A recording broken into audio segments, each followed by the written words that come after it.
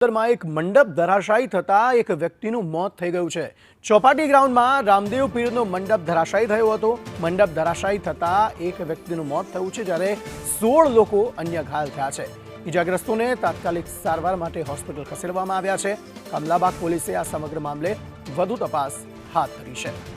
મંડપ ધરાશાયી થતા એક વ્યક્તિનું મોત થયું છે, 16 લોકો ઘાયલ થયા છે।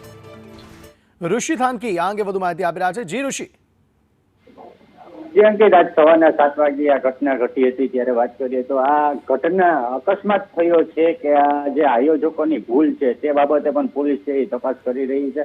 મંડપ ધરાશાયી થતા 16 થી વધુ લોકો ઈજાગ્રસ્ત બન્યા છે અને એક વનરાજ ગોઢાણીયા નામના વ્યક્તિનું મોત નીપજ્યું છે। ત્યારે હાલ જે ઈજાગ્રસ્ત લોકોની સારવાર કરવામાં આવી રહી છે અને કમલાબાગ પોલીસ અને એએસપી દ્વારા ઘટના સ્થળે આવી અને તપાસનો ધમધમાટ શરૂ કરવામાં આવ્યો છે।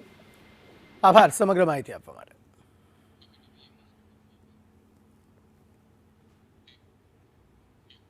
આ તરફ ભરૂચ